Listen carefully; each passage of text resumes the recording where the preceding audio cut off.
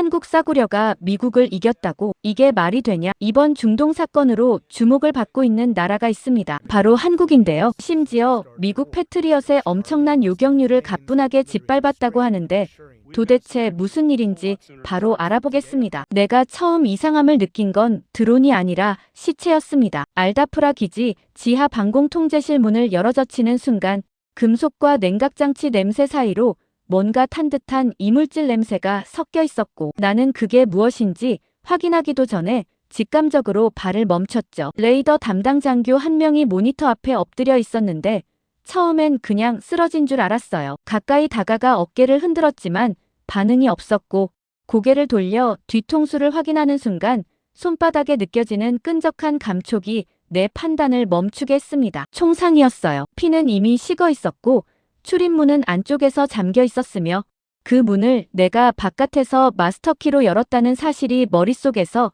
천천히 맞물리기 시작했습니다. 누군가 안에서 글을 쐈고 그 누군가는 지금 이 기지 어딘가에 있다는 뜻이었어요. 두 가지 생각이 동시에 뇌리를 스쳤는데 하나는 이건 외부 공격이 아니라는 것이었고 다른 하나는 내가 너무 늦게 도착했다는 것이었습니다. 몸을 돌려 레이더 화면을 확인하려 했을 때 화면 가득 빨간 점들이 페르시아만 상공을 메우고 있었죠. 개수를 세는 건 의미가 없었어요. 그냥 많았습니다. 기지 사령관 알리 알만수리 준장이 통제실로 들어서며 숨을 몰아쉬었고 화면 속 빨간 점들을 보며 240개라고 말했는데 그 목소리에는 분명히 떨림이 있었습니다. 25년 넘게 군에 있으면서 그런 목소리를 내는 지휘관을 몇 번 봐왔는데 그들 중 대부분은 결국 틀리지 않았어요. 나는 즉시 기지 폐쇄와 패트리엇 가동을 명령했고 알만수리도 동의했지만 담당 기술관이 패트리엇 통제 서버가 응답하지 않는다는 보고를 가져왔습니다. 화면을 열어보니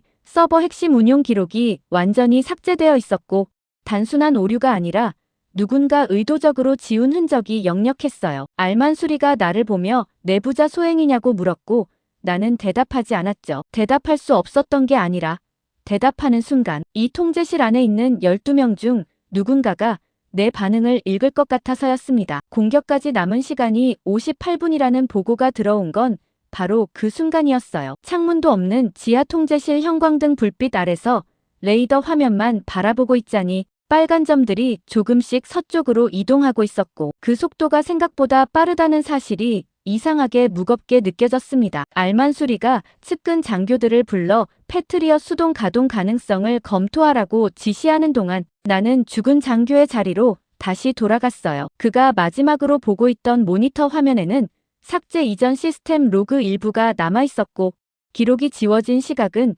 내가 기지에 도착하기 불과 30분 전이었습니다. 누군가는 내가 오는 걸 알고 있었던 거죠. 그 사실이 등골을 타고 천천히 올라왔어요. 형광등이 미세하게 깜빡였고 냉각 팬 소리가 더 크게 들렸으며 통제실 안장교들은 각자 화면 앞에 앉아 있었는데 그중 한 명이 지금 이 순간에도 자신이 한 일을 알고 있다는 생각이 좀처럼 머릿속에서 지워지지 않았습니다. 나는 장교들의 얼굴을 하나씩 훑었어요. 누구는 화면을 보며 입술을 깨물고 있었고 누구는 무전기를 쥔 손에 힘을 주고 있었으며 누구는 너무 아무렇지 않은 표정이었는데 그 마지막 경우가 제일 마음에 걸렸습니다. 그때 내 위성전화가 울렸어요. 화면에 뜬 이름을 보는 순간 나는 반사적으로 한 박자 머뭇거렸는데 로버트 헤이스였습니다. 같은 훈련소를 나온 사이였고 중동 파병도 함께였으며 워싱턴에서 국방부 정책 라인을 타고 올라간 사람이었어요. 연결하자마자 그는 안부도 없이 말했죠. 이번 일은 내가 생각하는 것보다 훨씬 크다. 나는 무슨 뜻이냐고 물었지만 그는 더 말하지 않았고 일방적으로 통화를 끊었습니다. 그 짧은 말이 이상하게 머릿속에서 지워지지 않았어요. 240대의 드론보다 그 문장이 더 불길하게 느껴졌다는 게 솔직한 심정이었죠. 드론은 레이더가 추적하고 있었고 패트리엇이 막을 예정이었으며 58분이라는 시간이 있었습니다. 하지만 로버트의 그 말에는 좌표도 없었고 방어선도 없었으며 대응할 방법 자체가 없었어요. 나는 알만수리에게 CCTV 열람 권한을 요청했고 그는 즉시 승인했습니다. 통제실 주변 구역 영상부터 넘겨받아 시간을 역추적하기 시작했는데 삭제가 이루어진 시각 직전 복도 영상에서 작업복 차림의 인물 하나가 서버실 방향으로 걸어가는 장면이 포착됐어요. 얼굴은 카메라를 등지고 있었고 보폭은 일정했으며 전혀 서두르지 않았습니다. 도망치는 사람의 걸음이 아니었어요. 자기가 해야 할 일을 알고 있는 사람의 걸음이었죠. 알만수리가 내 옆으로 와서 같은 화면을 보더니 낮은 목소리로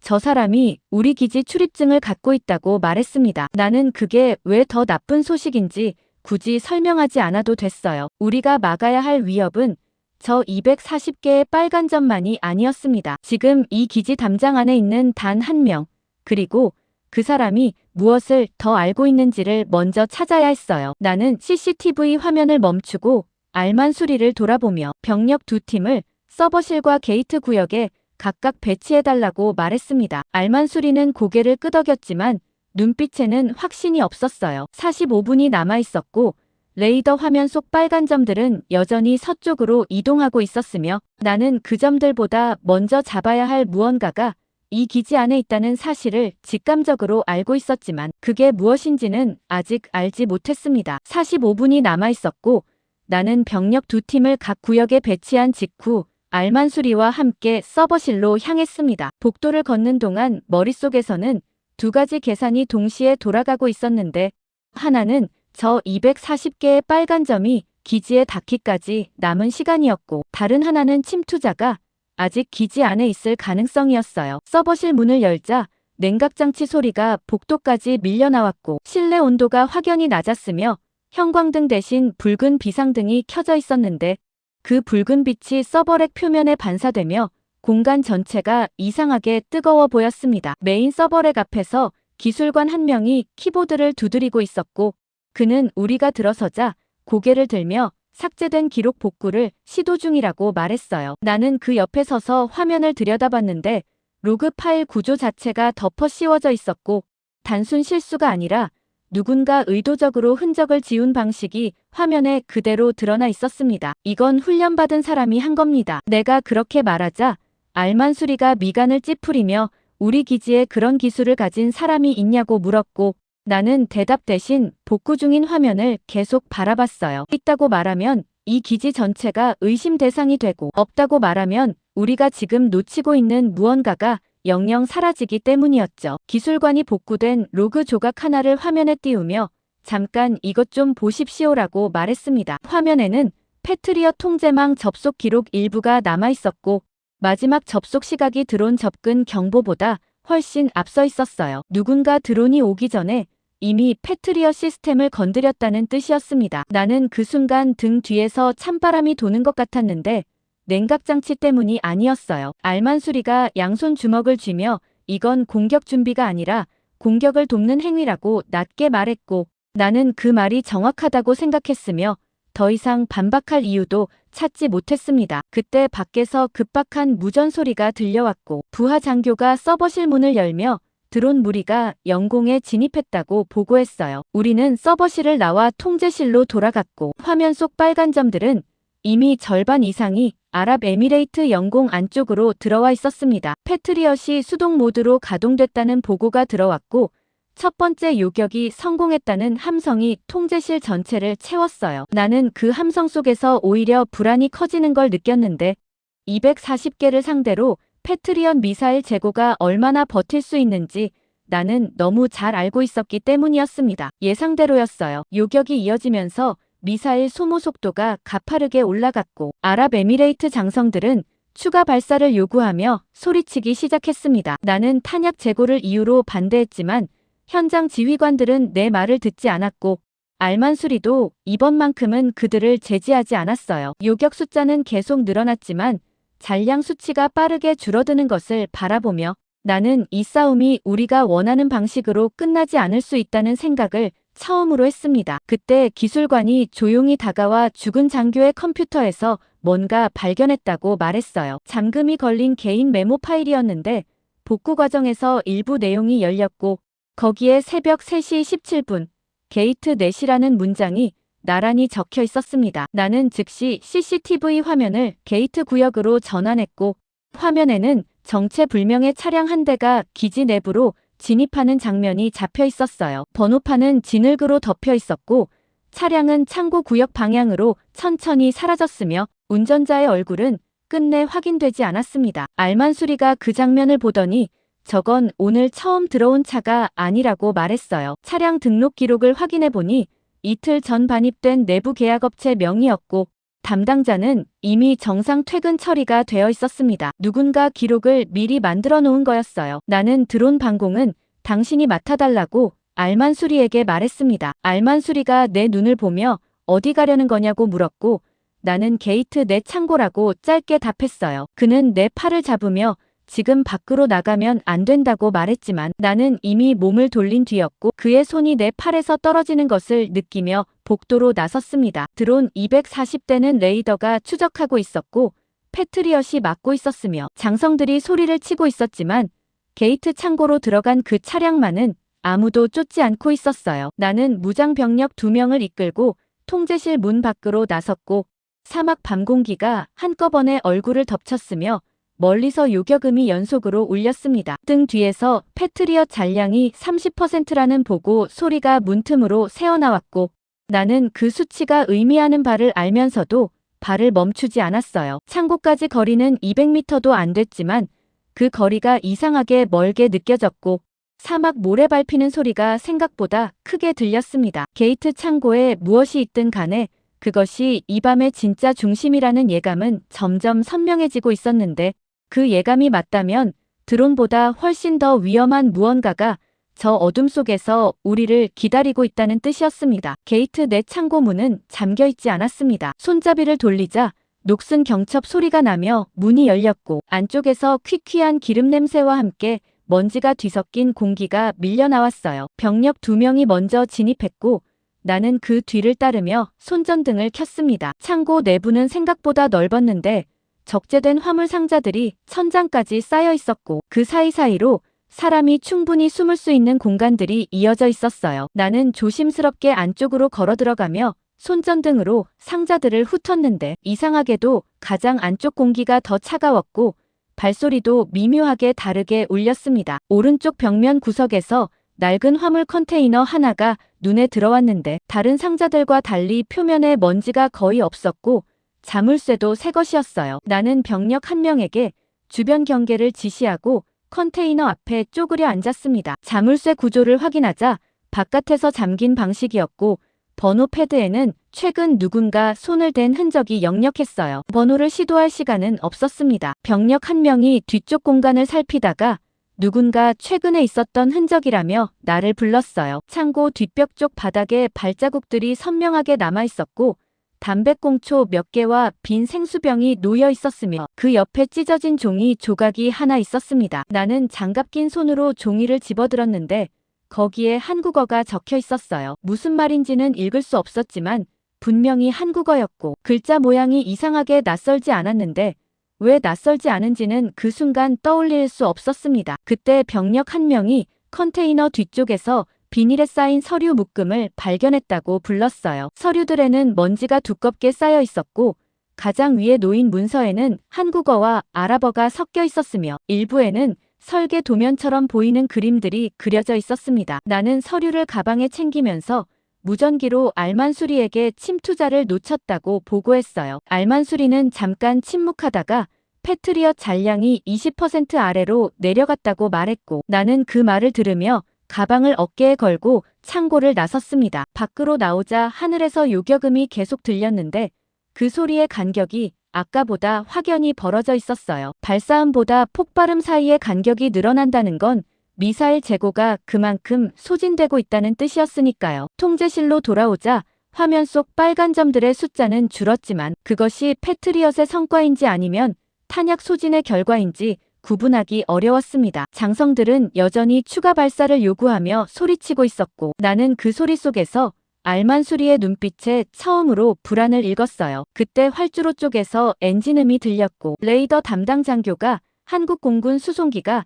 착륙 허가를 요청하고 있다고 보고했습니다. 나는 처음에 잘못 들은 줄 알았고 알만수리도 처음 듣는 눈치였어요. 수송기 착륙을 허가하자 활주로에 천천히 미끄러져 들어왔고 화물칸 램프가 열리며 내려온 사람들은 특수부대원이 아니라 작업복 차림의 기술자들이었습니다. 맨 앞에 선 사람이 주변을 둘러보지도 않고 곧장 나를 향해 걸어오더니 조용한 목소리로 자신을 소개했어요. 윤태진이라고 했습니다. 나는 그를 훑어봤는데 50대 중반쯤으로 보였고 손은 투박했으며 표정에는 지금 상황에서 당연히 있어야 할 긴장감이 전혀 없었어요. 뒤에서 아랍에미레이트 장성들 사이에 실망한 기색이 역력했고 한 명은 저게 전부냐고 옆 사람에게 중얼거렸습니다. 나는 그 반응이 충분히 이해됐어요. 전투기도 미사일도 없고 무장 병력도 아닌 작업복 차림의 중년 남자들이 지금 이 상황에서 무엇을 할 수 있겠냐는 생각이 나도 솔직히 들었으니까요. 그런데 윤태진은 내가 건넨 서류들을 잠깐 들여다보더니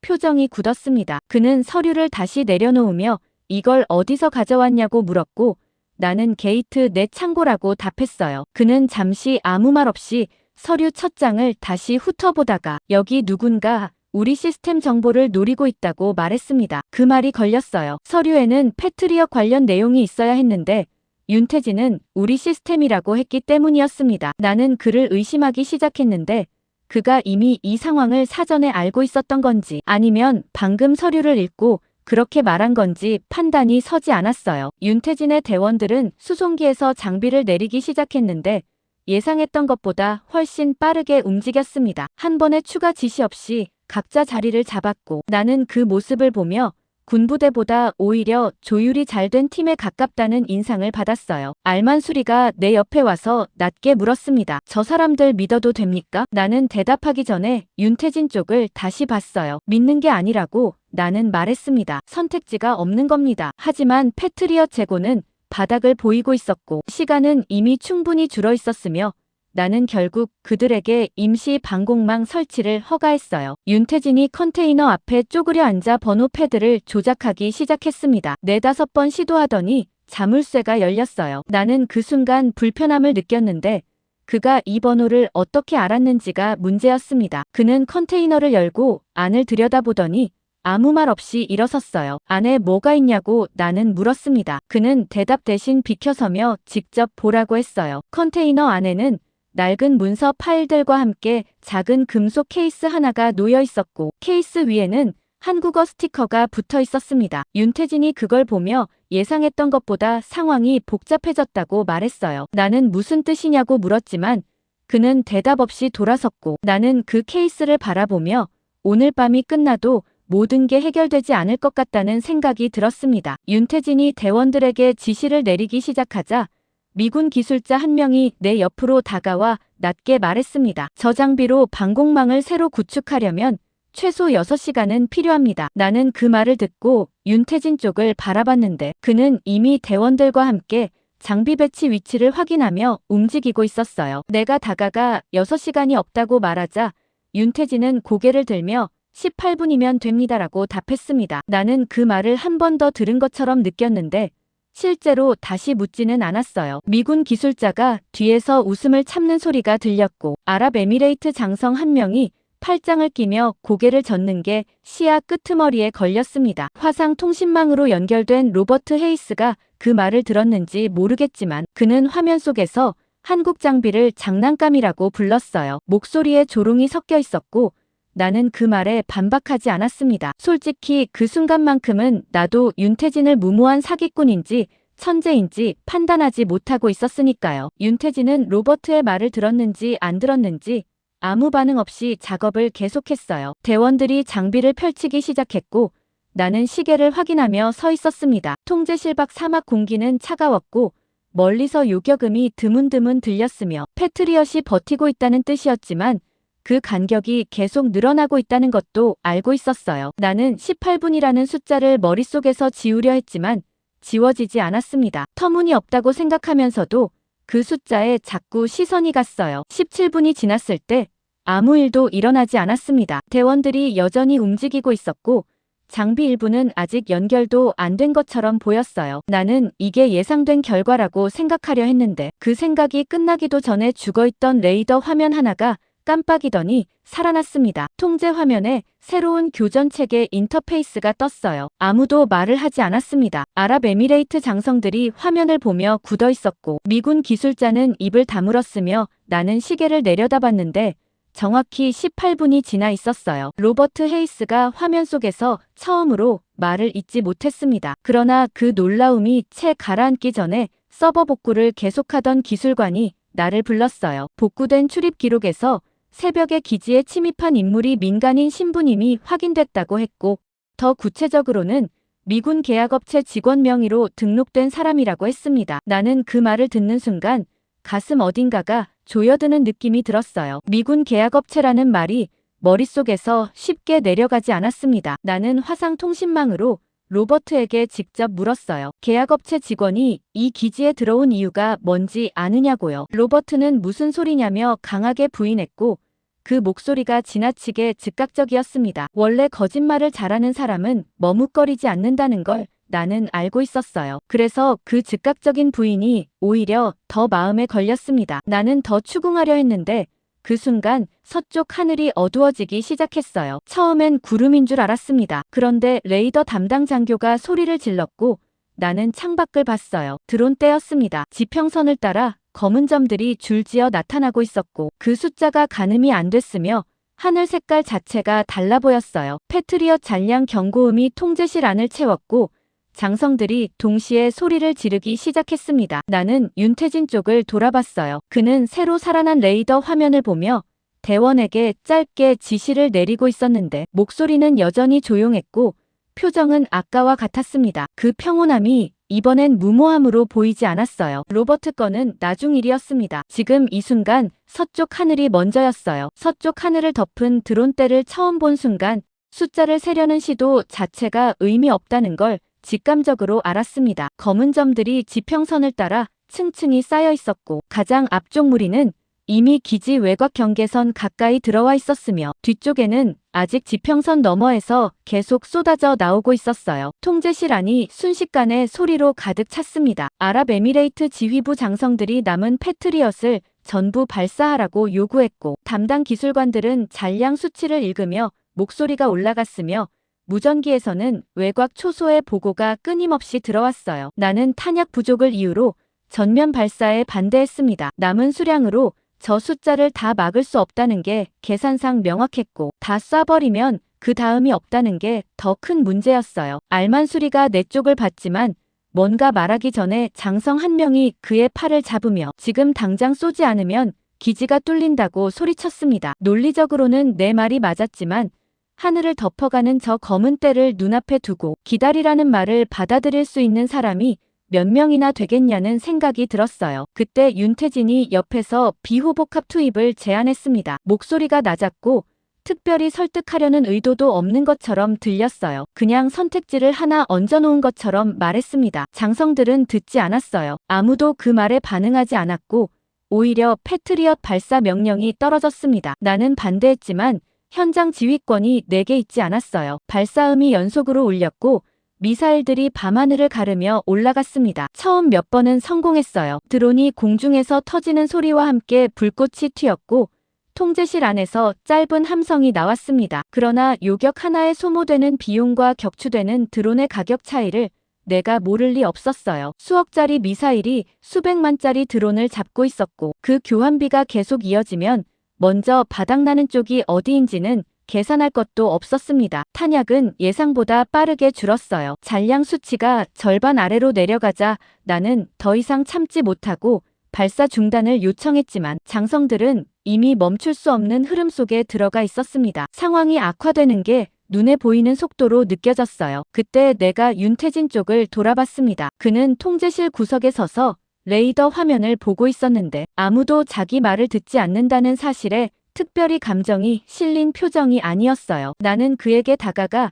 교전 권한을 넘길 테니 비호복합을 가동하라고 말했습니다. 그는 고개를 끄덕이고 대원들에게 지시를 내렸어요. 비호복합이 포문을 열었습니다. 처음 몇 발이 나갔을 때 나는 솔직히 큰 기대를 하지 않았어요. 그런데 드론 하나가 터졌고 곧바로 다음 것이 터졌으며 그 다음도 연이어 폭발했습니다. 간격이 없었어요. 통제실 안에서 누군가 탄성을 내뱉었고 화면 속 빨간 점들이 빠른 속도로 사라지기 시작했습니다. 장성들이 환호하기 시작했어요. 그런데 윤태진은 웃지 않았습니다. 나는 그게 이상했어요. 저 상황에서 웃지 않을 이유가 없었는데 그는 오히려 화면을 더 가까이 들여다보고 있었습니다. 그는 대원 하나를 불러 격추된 드론 잔해 중 온전한 것을 회수하라고 지시했어요. 잠시 뒤 사진이 넘어왔고 윤태진이 그것을 확대해 내게 보여줬습니다. 드론 내부 부품 번호였어요. 그가 말했습니다. 이 번호가 격추된 여러 기체에서 동일하게 나왔습니다. 나는 그게 무슨 의미냐고 물었어요. 윤태진이 화면을 내려놓으며 말했습니다. 같은 공장에서 같은 시기에 생산된 겁니다. 이건 즉흥적으로 모은 드론대가 아니에요. 누군가 이 공격을 미리 계획하고 준비했다는 뜻입니다. 통제실 안 환호성이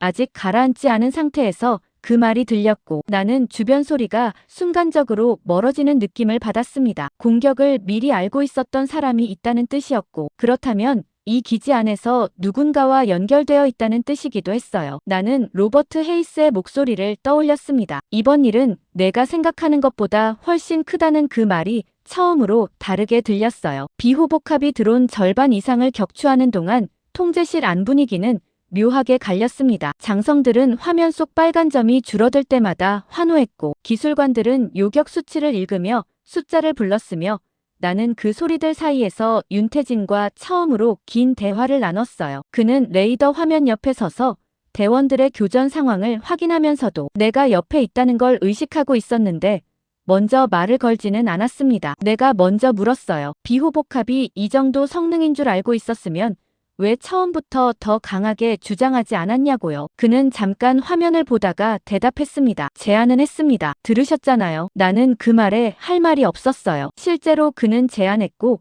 아무도 듣지 않았고 나도 처음엔 그냥 흘려들었으니까요. 나는 다른 걸 물었습니다. 17년이라고 들었는데 그 시간 동안 무엇을 한 겁니까? 윤태진이 화면에서 눈을 떼지 않은 채 말했어요. 천궁 개발입니다. 나는 그 이상을 기다렸는데 그는 더 말하지 않았습니다. 그래서 내가 다시 물었어요. 17년이면 긴 시간인데 중간에 그만두고 싶다는 생각은 없었냐고요. 그가 이번엔 화면에서 눈을 떼고 나를 봤어요. 그리고 말했습니다. 한 번 있었습니다. 시험 도중 사고가 났고 부하 연구원 한 명을 잃었어요. 그 말이 짧게 끊겼고 나는 기다렸습니다. 그는 계속했어요. 그때 요격률이 99%였습니다. 한 발이 빗나갔고 그 한 발 때문에 사람이 죽었습니다. 나는 그 이후로 99%를 실패라고 생각합니다. 나는 그 말을 듣고 한동안 아무것도 묻지 않았어요. 90%면 충분하다는 말을 수십 년간 들어온 사람으로서 그 말이 어디서 어떻게 박히는지 알 것 같았기 때문이었습니다. 나머지 1%를 실패라고 부르는 사람과 성공이라고 부르는 사람 사이에 어떤 차이가 있는지 그 순간 처음으로 생각해봤어요. 그리고 그 차이가 생각보다 클 수 있겠다는 감각이 들었습니다. 단순한 수치의 문제가 아니라 그 숫자 뒤에 무엇을 놓느냐의 문제인 것 같았어요. 통제실로 돌아오는 길에 나는 비호복합이 드론을 격추하는 장면을 처음 봤을 때 내가 느꼈던 감각을 떠올렸습니다. 솔직히 말하면 처음엔 믿기지 않았어요. 드론 하나가 터지고 또 터지고 연이어 폭발할 때까지도 내가 보는 게 정말 비호복합의 성과인지 확인하고 싶었습니다. 그게 나의 방식이었어요. 데이터를 보고 결론을 내리기 전에 원인을 먼저 검증하는 것이었죠. 그런데 어느 순간부터는 검증하는 것 자체가 의미 없어졌어요. 드론이 너무 빠르게 줄어들고 있었고 그 속도가 어떤 다른 요인으로도 설명되지 않았으니까요. 인정하는 게 어려운 게 아니었습니다. 인정한 다음에 따라오는 것들이 문제였어요. 만약 비호복합이 그 정도 성능이라면 처음에 왜 아무도 몰랐냐는 질문이 생겼고 그 질문의 답이 어디로 이어지는지가 불편했습니다. 알면서도 장난감이라고 불렀을 수 있었으니까요. 로버트 헤이스의 목소리가 다시 떠올랐어요. 이번 일은 내가 생각하는 것보다 훨씬 크다는 말이 점점 다른 층위에서 들리고 있었습니다. 그때 보안팀 무전이 들어왔고 침투자를 체포했다는 보고가 통제실을 채웠어요. 나는 즉시 신문실로 달려갔습니다. 신문실 문을 열었을 때 용의자는 이미 바닥에 쓰러져 있었어요. 의무병 2명이 처치를 하고 있었고 독극물 반응이라고 말했습니다. 나는 쪼그려 앉아 용의자 얼굴을 들여다봤어요. 40대 초반으로 보였고 작업복 차림이었으며 눈이 반쯤 감겨 있었습니다. 의식이 있냐고 물었더니 희미하게 눈꺼풀이 움직였어요. 나는 얼굴을 가까이 대고 말할 수 있냐고 했습니다. 그는 입술을 달싹였는데 처음엔 소리가 들리지 않았어요. 나는 귀를 더 가까이 댔습니다. 프로토콜이라는 말이 먼저 들렸고 그 다음 숫자가 들렸어요. 1978이었습니다. 나는 다시 물었지만 그는 더 이상 말하지 않았고 의무병이 나를 밀어냈어요. 나는 일어서서 잠깐 그 자리에 서 있었습니다. 그때 뒤에서 발소리가 들렸어요. 윤태진이 신문실 입구에 서 있었습니다. 언제 따라왔는지 몰랐어요. 그는 용의자를 보며 표정이 굳어 있었는데 나는 그 표정이 아까 창고에서 서류를 봤을 때와 같다는 걸 바로 알아챘습니다. 저 말 뜻 아냐고 나는 바로 물었어요. 윤태진이 천천히 고개를 끄덕였습니다. 잠깐 용의자를 보다가 말했어요. 1978은 한국과 아랍에미레이트 사이에서 극소수만 알고 있는 역사적 사건과 연결된 숫자입니다. 나는 무슨 사건이냐고 물었어요. 그는 대답하기 전에 잠깐 멈췄는데 그 머뭇거림이 정보를 숨기려는 게 아니라 어디서부터 설명해야 할지를 고르는 것처럼 보였습니다. 나는 기다렸어요. 하지만 그가 입을 열기 직전에 레이더 경보음이 날카롭게 울렸고 복도에서 담당 장교가 달려오며 소리쳤습니다. 탄도 미사일 포착이었어요. 15발이라는 숫자가 이어졌고 나는 그 숫자가 드론 240개와는 완전히 다른 종류의 위협이라는 걸 직감적으로 알았습니다. 윤태진과 나란히 복도를 달리면서 나는 그가 신문실에서 보인 표정을 다시 생각했어요. 프로토콜 1978이라는 말을 들었을 때 그의 얼굴에 퍼진 것은 놀라움이 아니었습니다. 이미 알고 있는 무언가가 확인됐을 때의 인식이었어요. 나는 달리면서 물었습니다. 1978 사건이 뭔지 이따가 반드시 설명해줘야 합니다. 윤태진이 달리면서 대답했어요. 탄도 미사일 맞고 나서요. 나는 고개를 끄덕였습니다. 우선순위는 맞았어요. 하지만 그 대화가 이후로 미뤄질 수 있다는 보장이 없다는 것도 알고 있었고 레이더 통제실 문이 보이는 순간 우리는 동시에 속도를 높였습니다. 레이더 통제실 문을 열자 경보음이 귀를 찌르듯이 울리고 있었습니다. 화면에는 15개의 새로운 신호가 떠 있었고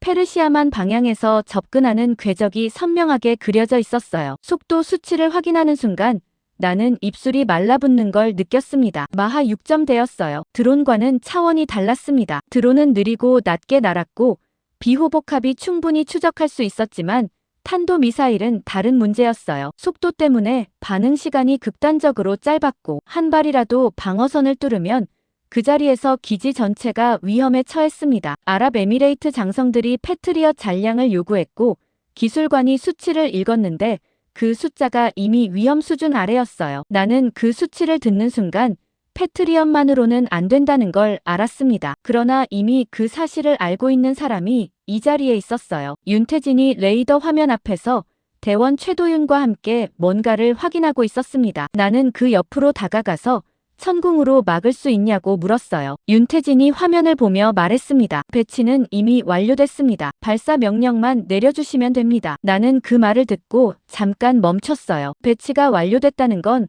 내가 신문실에 있는 동안 그가 이미 준비를 끝냈다는 뜻이었습니다. 언제 했냐고 물었더니 드론 교전 중간에 틈을 봤다고 말했어요. 나는 그 말이 믿기지 않으면서도 믿지 않을 이유도 딱히 없었습니다. 그가 장비를 세팅하는 속도는 이미 한 번 봤으니까요. 나는 화면을 보며 상황을 머릿속에서 빠르게 정리했습니다. 15발의 탄도 미사일, 패트리엇 잔량 부족, 천궁 배치 완료.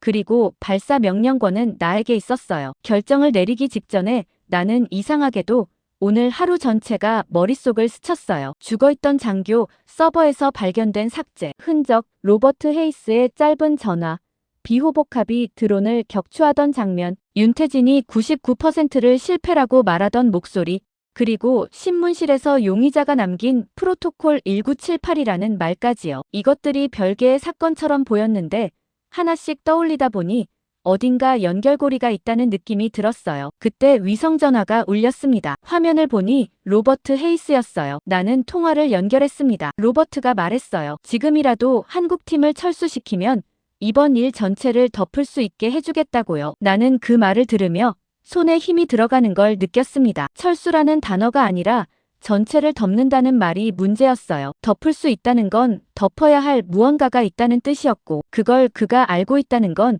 이미 그 안에 깊이 들어가 있다는 뜻이었습니다. 나는 옆에서 윤태진이 통화 내용을 듣고 있다는 걸 알았어요. 그는 아무 반응도 보이지 않고 화면만 보고 있었지만 분명히 듣고 있었습니다. 로버트가 다시 말했어요. 그 한국 기술자들은 검증 안 된 장비를 들고 온 거야. 그걸 믿다가 기지 전체가 날아가면 그 책임은 누가 지는 거냐고요. 나는 그 말에 대답하지 않았습니다. 25년간 쌓아온 판단 기준이 있었고 그 기준이 지금 로버트 쪽을 가리키고 있지 않았어요. 나는 로버트에게 말했습니다. 당신이 지금 뭘 제안하는 건지 알겠는데 거절합니다. 그리고 통화를 끊었어요. 윤태진이 그제야 나를 봤습니다. 그는 아무 말도 하지 않았어요. 나는 발사 준비하라고 말했습니다. 최도윤이 발사 시퀀스를 입력하기 시작했고 통제실 안이 잠깐 조용해졌어요. 천궁 미사일 발사음은 패트리엇과 달랐습니다. 날카롭고 빠른 굉음이 뒤를 따르는 방식이었고 그 소리가 끝나기도 전에 다음 발사음이 이어졌어요. 나는 창밖을 봤는데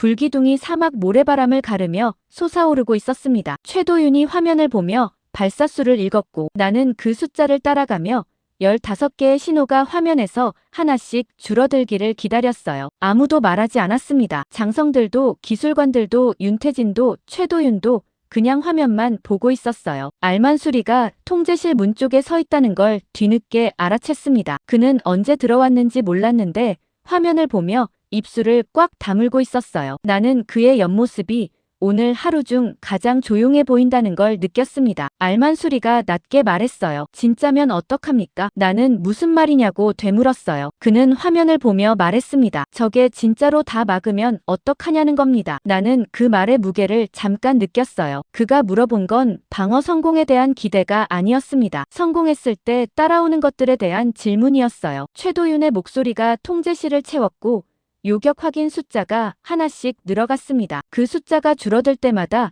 통제실 안 공기가 조금씩 달라지는 게 느껴졌고 나는 그 변화를 말로 설명하기 어렵지만 분명히 느꼈습니다. 기대가 아니라 확인으로 바뀌는 느낌이었어요. 요격 확인 숫자가 8까지 올라갔을 때 통제실 안에서 처음으로 박수 소리가 났습니다. 장성 한 명이었어요. 그 소리가 신호가 됐는지 다른 장성들도 탄성을 내기 시작했고 기술관들은 숫자를 더 빠르게 읽었으며 나는 그 분위기 속에서 오히려 더 조용해졌습니다. 9, 10, 11. 최도윤의 목소리가 끊이지 않았어요. 윤태진은 화면에서 눈을 떼지 않았습니다. 그의 뒷모습이 보였는데 어깨에 힘이 들어가 있지 않았어요. 이상하게도 그 평온함이 이번엔 불안하지 않았습니다. 처음 기지에 왔을 때 그 평온함이 무능한 건지 무모한 건지 판단이 안 됐는데 이제는 조금 달리 보였어요. 그게 어디서 오는 건지는 아직 몰랐지만 적어도 지금 이 순간 그는 흔들리지 않고 있었고 나는 그것이 훈련에서 오는 게 아니라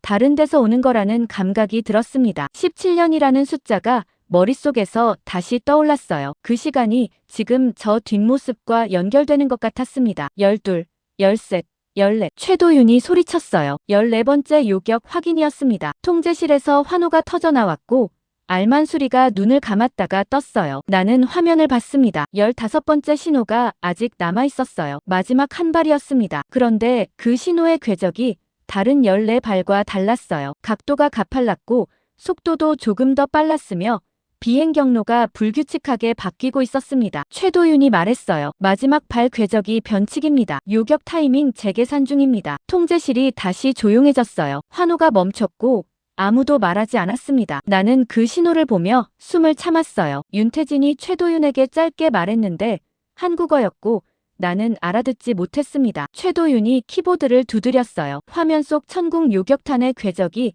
미세하게 바뀌는 게 보였고 나는 그 순간 이게 될지 안 될지 알 수 없다는 걸 받아들였습니다. 몇 초가 지났어요. 체감상 훨씬 길게 느껴졌습니다. 그리고 화면에서 마지막 빨간 신호가 사라졌어요. 최도윤이 소리쳤습니다. 15번째 요격 확인.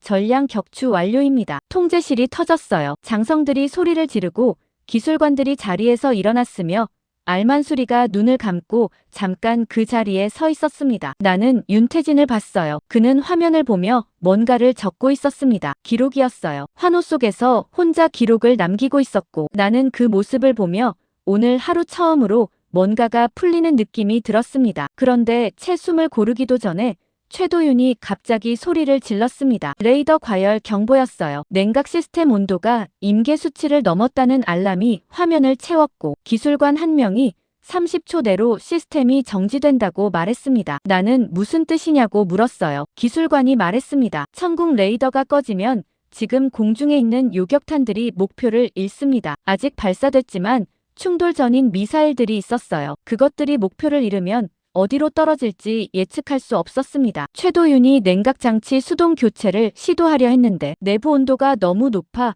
공구 없이는 손을 댈 수 없다고 말했어요. 공구를 가져오는 시간이 없다고도 말했습니다. 나는 윤태진을 봤어요. 그는 이미 레이더 패널 앞에 서 있었습니다. 장갑을 벗고 있었어요. 내가 그의 이름을 부르며 막으려 했지만 그는 뒤를 돌아보지 않았어요. 온도가 얼마냐고 그가 물었고 기술관이 수치를 말했습니다. 그는 잠깐 고개를 끄덕이더니 그냥 패널에 손을 올렸어요. 취익하는 소리가 났습니다. 나는 그 소리를 듣는 순간 발이 땅에 붙은 것처럼 움직이지 않았어요. 윤태진은 비명을 내지 않았습니다. 이를 악문 채 패널을 잡아당겼고 그의 손바닥에서 하얀 연기가 피어오르기 시작했어요. 최도윤이 단장님 하며 달려들었지만 윤태진이 한 손으로 그를 막았습니다. 이쪽 잡아라고 말했고 최도윤이 울음이 섞인 얼굴로 냉각 수도관을 건넸어요. 윤태진이 그것을 받아 끼워 넣는 동안 나는 숨을 쉬는 걸 잊었습니다. 작업 완료라는 말이 들렸고 그가 손을 거두는 순간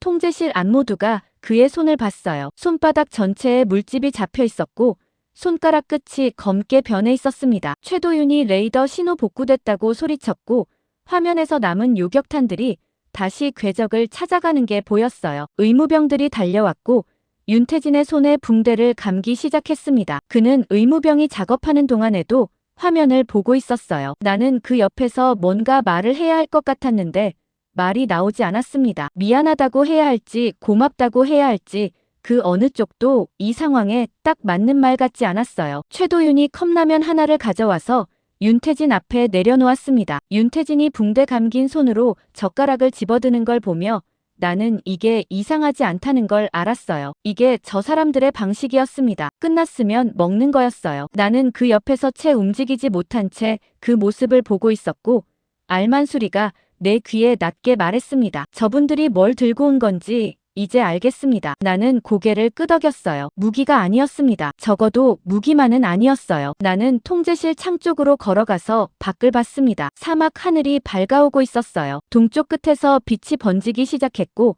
그 빛이 모래 위에 길게 뻗었습니다. 뒤를 돌아보니 윤태진이 붕대 감긴 손으로 라면을 먹고 있었고 최도윤이 옆에서 화면을 정리하고 있었어요. 아직 끝나지 않은 일이 있었습니다. 프로토콜 1978과 로버트 헤이스 그리고 배후까지요. 하지만 그것들은 지금 당장이 아니어도 됐어요. 적어도 오늘 밤 하늘은 막혔으니까요. 동쪽 하늘이 완전히 밝아오기 전에 나는 지하 서버실로 돌아갔습니다. 윤태진이 라면을 다 먹고 자리에서 일어날 때였어요. 나는 그에게 프로토콜 1978 얘기를 지금 해야 한다고 말했습니다. 그는 붕대 감긴 손을 잠깐 내려다보더니 고개를 끄덕였어요. 우리 둘이 서버실에 들어서자 기술관이 자리를 비켜줬고 문이 닫혔습니다. 윤태진이 먼저 말했어요. 1978은 연도입니다. 나는 알고 있다고 말했어요. 그는 계속했습니다. 그해 한국 건설 노동자들이 이곳 아랍에미레이트에 대거 들어왔습니다. 중동 건설 붐이 시작될 때였어요. 활주로가 보이는 창가에 서 있는 동안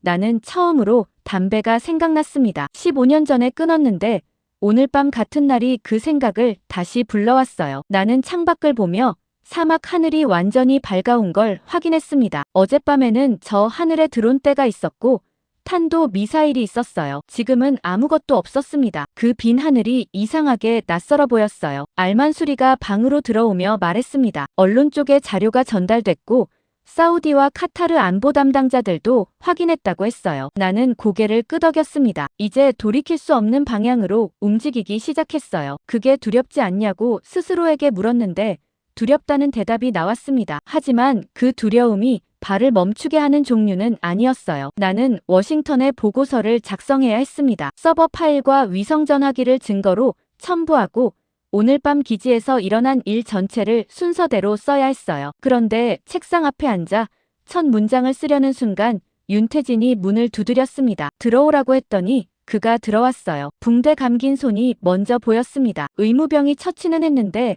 후송은 거부했다고 들었어요. 나는 앉으라고 했습니다. 그는 앉으며 말했어요. 내일 새벽 출발 예정입니다. 나는 고개를 끄덕였어요. 그리고 잠깐 그를 봤습니다. 오늘 하루 이 사람의 얼굴을 여러 번 봤는데 처음 봤을 때와 지금 보는 얼굴이 달랐어요. 얼굴 자체가 달라진 게 아니었습니다. 내가 보는 방식이 달라진 거였어요. 나는 물었습니다. 오늘 밤 가장 아찔했던 순간이 언제였냐고요. 그는 생각하다가 말했어요. 레이더 과열 경보가 울렸을 때입니다. 나는 그게 패널에 손을 올리기 전이냐고 물었어요. 그는 고개를 저었습니다. 올린 다음입니다. 손을 올리기 전에는 해야 할 일이 있었고 올린 다음에는 결과를 기다려야 했어요. 기다리는 게 더 어렵습니다. 나는 그 말을 들으며 잠깐 아무 말도 하지 않았습니다. 손을 올리는 것보다 결과를 기다리는 게 더 어렵다는 말이었어요. 그게 이 사람이 17년 동안 배운 거라는 생각이 들었습니다. 나는 다른 걸 물었어요. 한국으로 돌아가면 뭘 할 거냐고요. 윤태진이 말했습니다. 다음 버전 개발해야죠. 나는 웃었어요. 그가 웃지 않아서 더 웃겼습니다. 진지하게 한 말이었으니까요. 나는 그에게 말했어요. 당신이 오늘 밤 여기 있어줘서 다행입니다. 그는 잠깐 나를 보다가 말했어요. 저도 여기 오길 잘했습니다. 그 말이 짧았는데 이상하게 무게가 있었어요. 그가 자리에서 일어났습니다. 나는 그를 배웅하지 않았어요. 그냥 자리에서 그를 봤습니다. 문이 닫히고 나서 나는 보고서 첫 문장을 썼어요. 쓰기 시작하자 멈추지 않았습니다. 새벽 2시에 기지에 도착했을 때부터 지금 이 순간까지를 순서대로 썼어요. 로버트 헤이스의 이름도 썼습니다. 거기서 잠깐 멈췄어요. 이름을 쓰는 게 어렵다는 게 아니었어요. 이름을 쓰고 나면 25년이 완전히 정리된다는 느낌이 들어서였습니다. 나는 그 느낌을 잠깐 느끼다가 계속 썼어요. 완성된 보고서를 전송하고 나서 나는 창밖을 봤습니다. 활주로에 수송기가 보였어요. 한국 공군 수송기였습니다. 윤태진의 대원들이 장비를 싣고 있었어요. 멀어서 얼굴은 안 보였는데 움직임으로 누가 누군지 알 것 같았습니다. 최도윤이 장비 목록을 확인하는 것 같았고 다른 대원들이 컨테이너를 올리고 있었어요. 나는 그 장면을 한동안 봤습니다. 저들이 오늘 밤 여기서 한 일이 내일부터 어떻게 알려질지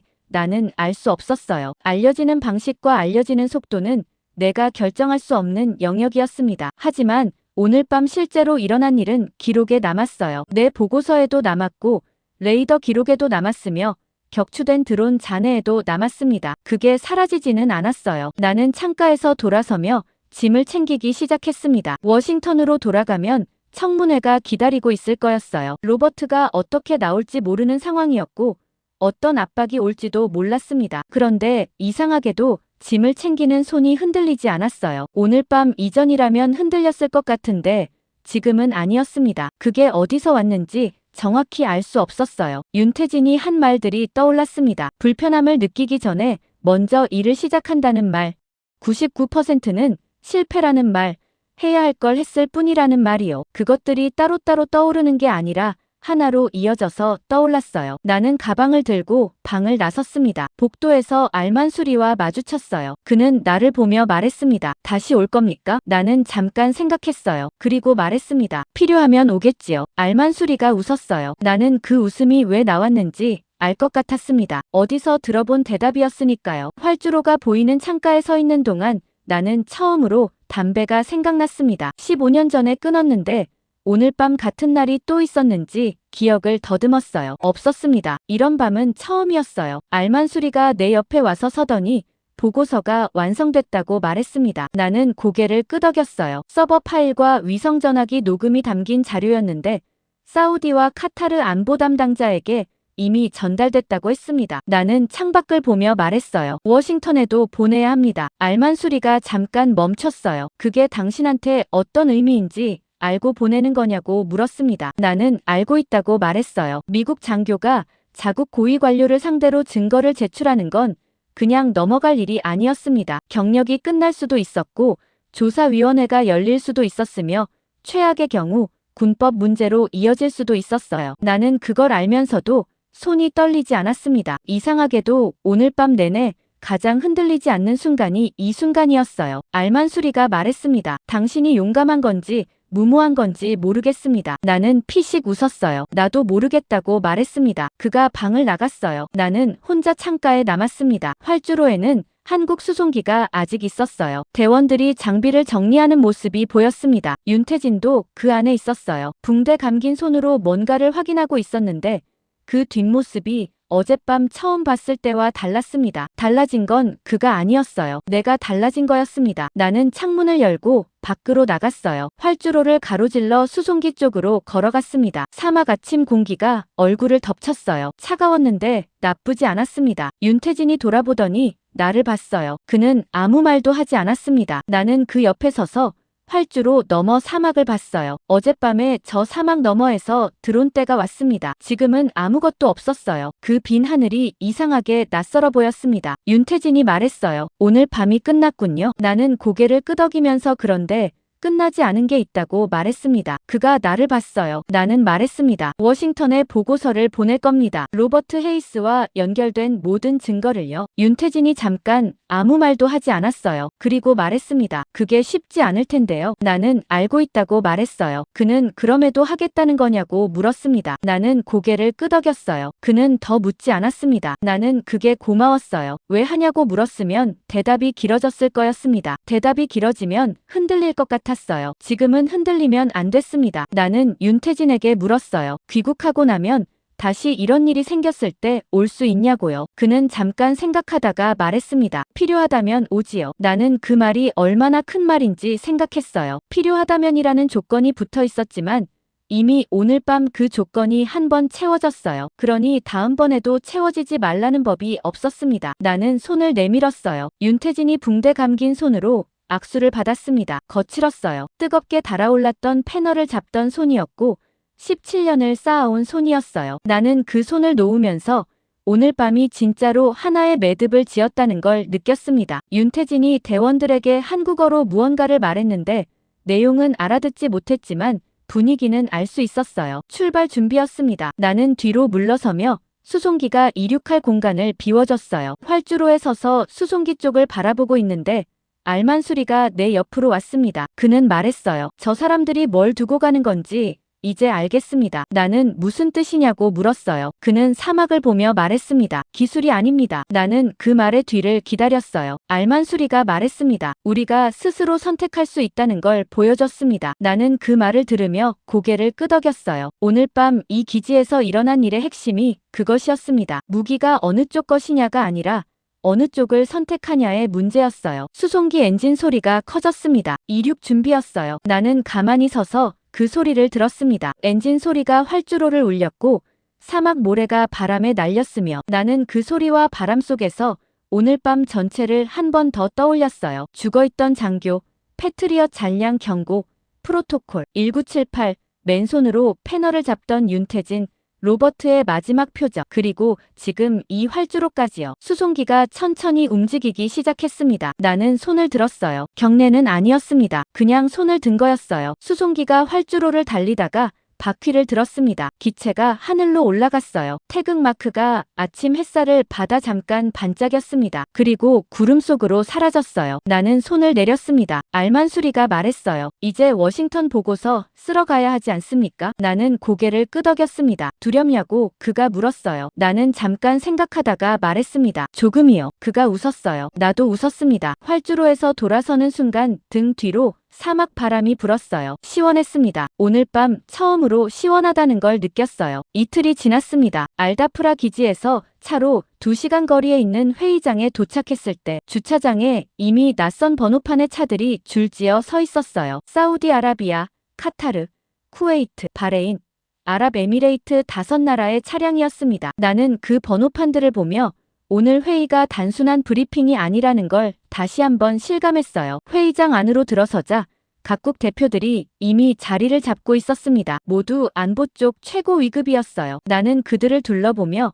이 자리가 이틀 전까지만 해도 상상도 할 수 없었다는 걸 생각했습니다. 이틀 전 나는 통제실에서 시체를 발견하고 있었어요. 그런데 지금은 여기 있었습니다. 그 사이에 무슨 일이 있었는지 이방 안 모두가 알고 있었어요. 알만수리가 내 옆에서 낮게 말했습니다. 미국 대표단도 왔습니다. 나는 고개를 돌렸어요. 회의장 한쪽에 미국 대표단이 앉아 있었는데 로버트 헤이스는 없었습니다. 대신 처음 보는 얼굴들이었어요. 그중 한 명이 나를 봤어요. 눈이 마주쳤는데 그는 먼저 시선을 거뒀습니다. 나는 그게 무슨 의미인지 알았어요. 로버트 사건이 워싱턴에 보고된 이후 미국 대표단의 위상이 달라졌다는 뜻이었습니다. 아직 공개적으로 인정한 건 없었지만 이 자리에서의 눈빛이 모든 걸 말해줬어요. 회의가 시작됐습니다. 알만수리가 먼저 발언했어요. 이틀 전 알다프라 기지에서 일어난 일을 정리했는데 내용이 묵직했습니다. 드론 240대와 탄도미사일 15발,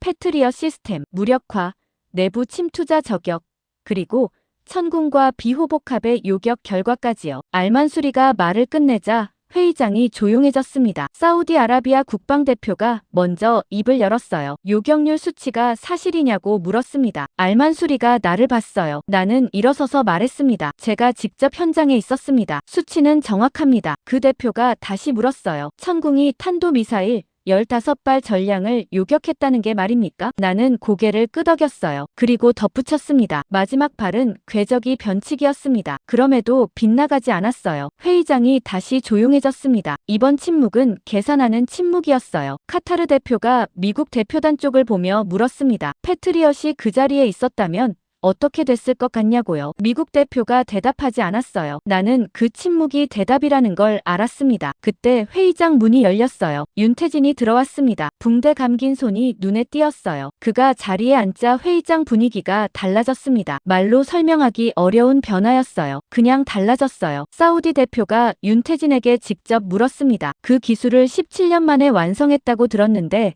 사실이냐고요. 윤태진이 고개를 끄덕였어요. 그 대표가 다시 물었습니다. 중간에 포기하고 싶지 않았냐고요. 윤태진이 잠깐 생각하다가 말했어요. 한 번 있었습니다. 시험 중 사고로 부하를 잃었습니다. 그때가 가장 힘들었어요. 사우디 대표가 그래서 어떻게 버텼냐고 물었습니다. 윤태진이 말했어요. 다시 하면 됩니다. 포기는 선택지에 없었어요. 나는 그 말을 듣는 사우디 대표의 표정을 봤습니다. 뭔가가 움직이고 있었어요. 계산이 아니라 다른 무언가였습니다. 미국 대표단이 불편한 기색을 숨기지 못하고 있었어요. 그중 한 명이 발언권을 요청했습니다. 한국 방산 시스템의 실전 검증이 아직 부족하다는 주장이었어요. 나는 그 말을 들으며 이틀 전 로버트가 했던 말이 겹쳤습니다. 똑같은 주장이었어요. 단어만 달랐어요. 알만수리가 그 대표를 보며 말했습니다. 이틀 전 실전 검증이 끝났습니다. 그리고 결과는 이 자리 모두가 알고 있습니다. 미국 대표가 더 이상 말을 잇지 못했어요. 바레인 대표가 자리에서 일어나며 말했습니다. 우리는 결과로 판단합니다. 결과는 명확합니다. 그리고 우리는 그 결과를 만든 팀을 신뢰합니다. 나는 그 말을 들으며 윤태진을 봤어요. 그는 자신에게 시선이 쏠리고 있는데도 화면을 보고 있었습니다. 뭔가를 기록하고 있었어요. 알만수리가 계약 초안을 꺼냈습니다. 5나라 대표들이 그걸 들여다봤어요. 쿠웨이트 국방장관이 계약서를 훑어보다가 고개를 들며 말했어요. 미국이 경제 제재를 언급할 수도 있지 않겠냐고요. 알만수리가 말했습니다. 이틀 전 우리 기지를 지킨 건 미국이 아니었습니다. 그 말이 회의장에 퍼졌어요. 아무도 반박하지 않았습니다. 미국 대표단도 반박하지 않았어요. 나는 그 침묵이 어떤 의미인지 알았습니다. 반박할 수 없다는 뜻이었어요. 5나라 대표들이 순서대로 계약 초안에 서명하기 시작했어요. 나는 그 장면을 보다가 창밖을 봤습니다. 사막이 보였어요. 맑고 넓었습니다. 이틀 전 밤에 봤던 그 사막이었는데 전혀 다르게 보였어요. 그때는 위협이 저 너머에서 오고 있었는데 지금은 그냥 사막이었습니다. 그냥 사막이라는 게 이상하게 안심이 됐어요. 서명이 모두 끝난 뒤 회의장에서 나왔을 때 복도에서 윤태진이 서 있었습니다. 자판기 앞이었어요. 컵라면을 들고 있었는데 나는 그게 이상하게 웃겼어요. 나는 다가가서 저게 오늘 점심이냐고 물었습니다. 그는 고개를 끄덕였어요. 나는 이 사람이 어디서나 똑같다는 걸 알았어요. 알다프라 기지 옥상이든 중동 최대 규모 계약이 체결된 회의장 복도든 상관없이 같은 사람이었습니다. 윤태진이 말했어요. 이제 귀국하겠습니다. 나는 알고 있다고 말했어요. 그는 계속 말했습니다. 당신도 가야 할 곳이 있겠죠. 나는 고개를 끄덕이며 워싱턴이라고 말했어요. 윤태진이 말했습니다. 쉽지 않을 겁니다. 나는 알고 있다고 말했어요. 그는 더 말하지 않았습니다. 나는 그게 고마웠어요. 쉽지 않다는 말이 걱정이 아니라 그냥 사실을 말한 거라는 걸 알았으니까요. 윤태진이 컵라면을 다 먹고 컵을 쓰레기통에 버렸습니다. 그리고 내 쪽을 보며 말했어요. 필요하면 연락하십시오. 나는 고개를 끄덕였습니다. 그가 복도를 걸어가는 뒷모습을 봤어요. 특별한 것이 없었어요. 그냥 걸어갔어요. 나는 그 뒷모습이 처음 활주로에서 내렸을 때와 같다는 걸 알아챘습니다. 아무것도 달라진 게 없었어요. 그가 달라지지 않았어요. 내가 달라진 거였어요. 나는 뒷모습이 모퉁이를 돌아 사라질 때까지 봤습니다. 사라지고 나서도 잠깐 그 자리에 서 있었어요. 그리고 돌아서서 워싱턴행 비행기 티켓을 확인했습니다. 오늘 저녁이었어요. 나는 핸드폰을 주머니에 넣으며 걸어갔습니다. 할 일이 있었어요. 두렵냐고 스스로에게 물으면 솔직히 조금은 그랬습니다. 하지만 걸음은 멈추지 않았어요. 이틀 전에도 그랬으니까요.